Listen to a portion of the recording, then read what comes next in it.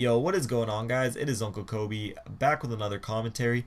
Today, I got a few things I want to talk about, but first for the gameplay. As you see, I'm going to start off with a sniper accidentally. As we all know, I am terrible at sniping, so I switched directly to the M14. As you can see right here, I get schmanged off the start. But yeah, I'm using the M14 this game with quick draw, sleight of hand, and dead silence. And for my strike package, I have sit rep, steady aim, and marksman, I believe. But yeah, this was a pretty decent gameplay. I think I go 30-2, 30-3 or something like that. I do play pretty slow, but I really just didn't know any of the spawns or, kind of where to go. I was a bit confused. And right here, you're going to see some awesome Infinity Ward host migration.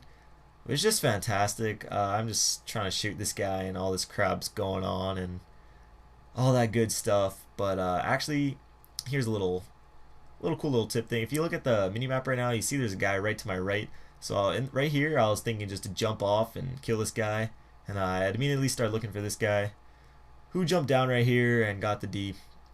But that's not what I want to talk about. Today, I want to talk about Black Ops 2 and if it's worth buying. I know for myself, it really does not matter like what the game is or who makes it. I'm gonna buy it regardless. It could be Call of Duty Rise of the Retarded Rabbits 4, and I'd still be there at midnight, to picking up the game. But for some of you other guys that might be into other games, not just Call of Duty, and you're kind of on the fence about it, whether or not to drop 60 bucks or not, this video is for you. Now, I think it's safe to say that the last few Call of Duties seem to be basically the same game as the year before, but with some new skins and like guns and sound effects and stuff like that. So what exactly will be new with Black Ops 2? Well, let's start off with the actual game engine. We already know it's going to be the exact same engine that has been used since Call of Duty 4. Treyarch says that they use a different engine, but we aren't stupid. The game mechanics have felt the same since Call of Duty 4, and they will feel the same in Black Ops 2. But that could either be a bad thing or a good thing depending on your stance on it. I personally have no problem with the game mechanics, and compared to other multiplayer FPSs, it runs very smoothly. But there's just a level of repetition that you start to feel, from the look of the game and how it plays. For instance, if you look into the eyes of like a Russian enemy that you would kill in Modern Warfare 3 and compare them to the bad guys in Call of Duty 4, they look pretty much the same. I personally don't care about how they look and that stuff, and I definitely don't care about their eyes. I'm not really a homo, but you guys can catch my drift. Moving on to the single player, you shoot stuff, you move forward, and you shoot more stuff. That will never change, so I'm just going straight to the multiplayer, which has quite a bit of new features that hopefully will make the game more enjoyable. For one, the whole creative class system has changed. I'm sure all of you know that already, with the whole pick 10 system and all the customization.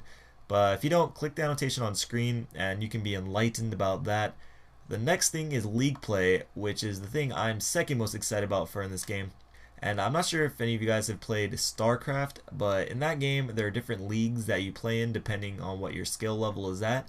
And they're bringing that idea into Call of Duty, which I think is just great. Having a real ranked playlist is something that I've been waiting for quite a while. And I think it'll actually add a new dynamic to YouTube, because if you post like league play playlist gameplays and you're ranked really high, it just adds to the awesomeness of the gameplay knowing that you're playing against good players. And I'm definitely going to post a lot of league playlist gameplays. Maybe do kind of a road to loss sort of deal like what Wings does. But yeah, ranked playlist is definitely a plus. Another thing is the new score streaks and how you're going to be rewarded for team-based play rather than kills. That's all preference. If you're one of the guys that just enjoy going into ground war games and just getting fat kill streaks, this probably doesn't really interest you. But for me, I like playing for the win and playing objective game modes. So this kind of helps me, somewhat. It's not that big of a deal to me, but it's new, so I thought I'd mention it. But on to the last thing, which is what I'm most excited for, and I'm sure you are all too, and that's zombies. From the trailer, zombies look totally badass, and they're introducing specific game modes just for zombies that will be played on the multiplayer engine, allowing 4-on-4 battles to be taking place, which will be just insane. Survival is the same zombie mode that players are used to, with like just infinite waves of zombies coming at you on like a tiny map with lots of upgrades and weapons to buy. and you rebuild the barriers and barricades to try to improve your lifespan and gain points and stuff like that. Grief is a play on the standard team deathmatch that actually sounds pretty interesting. So 2 teams of up to 4 players each populate one map, and they're trying to kill each other.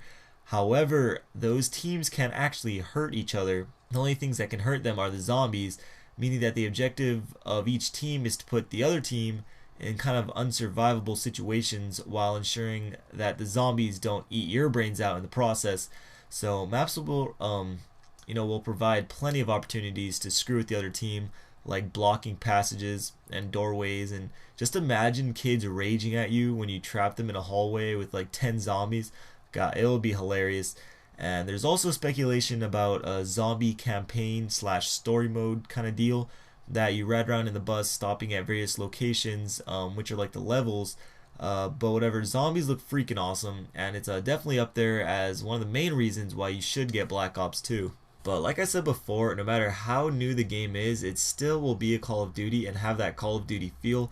It's just like Apple and their iPhones, really. Like every year they put out a different one that usually don't feel that different. First from the 4 to the 4S, and then from the 4S to a little longer 4S. But just like the phone and a couple other things, every inch counts. And what we can all pray for is just a game that's still fun, 6 to 9 months into it.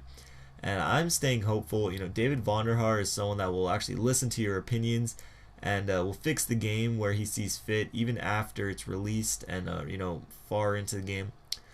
So do I recommend buying it? Yeah, I actually do. I haven't been this excited for a game since like Modern Warfare 2, which was actually kind of a letdown for me. But for like Modern Warfare 3, I wasn't even thinking about it at this time last year.